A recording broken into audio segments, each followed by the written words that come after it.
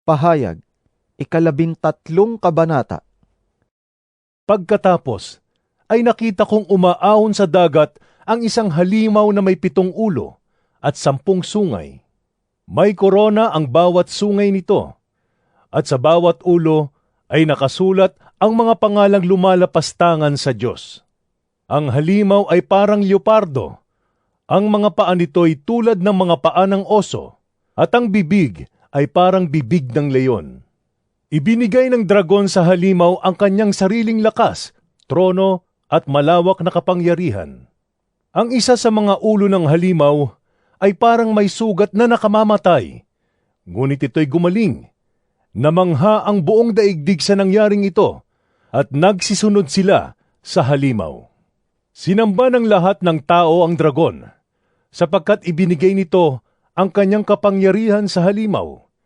Sinamba rin nila ang halimaw at sinabi nila, "Sino ang katulad ng halimaw? Sino ang makakalaban sa kanya?"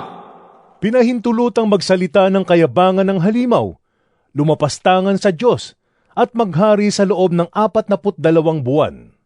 Nilapastangan nga niya ang Diyos, ang pangalan ng Diyos, ang tahanan ng Diyos, at ang lahat ng nakatira doon. Pinahintulutan din siyang digmain at lupigin ang mga hinirang ng Diyos, at binigyan siya ng karapatang mamahala sa bawat lahi, lipi, wika at bansa.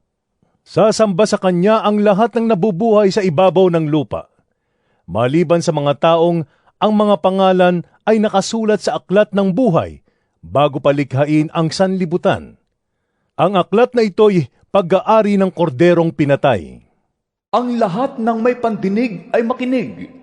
Ang sinumang itinakdang mabihag ay mabibihag nga. Ang itinakdang mamatay sa tabak ay sa tabak nga mamamatay. Ito'y isang panawagan na magpakatatag at manatiling tapat ang mga hinirang ng Diyos.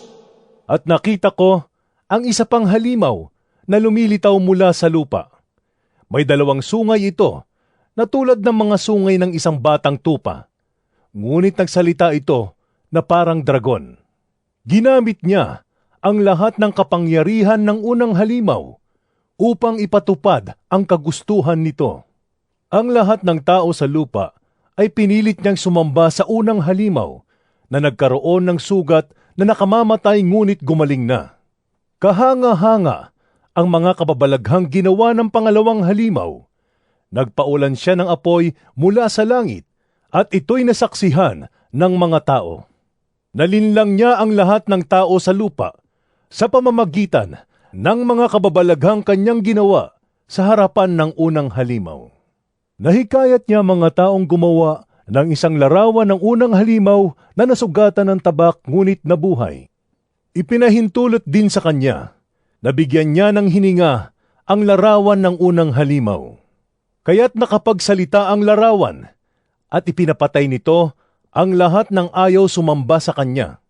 Sa pilitang pinatatakan ng ikalawang halimaw, ang lahat ng tao sa kanilang kanang kamay o sa noo, maging sila'y dakila o hamak, mayaman o mahirap, alipin o malaya, at walang maaaring magtinda o bumili, malibang sila'y may tatak ng pangalan ng halimaw o ng bilang nakatumbas ng pangalan niyon.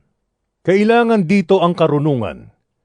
Maaaring malaman ng sino mang matalino ang kahulugan ng bilang ng halimaw, sapagkat ito'y bilang ng isang tao. Ang bilang ay 666.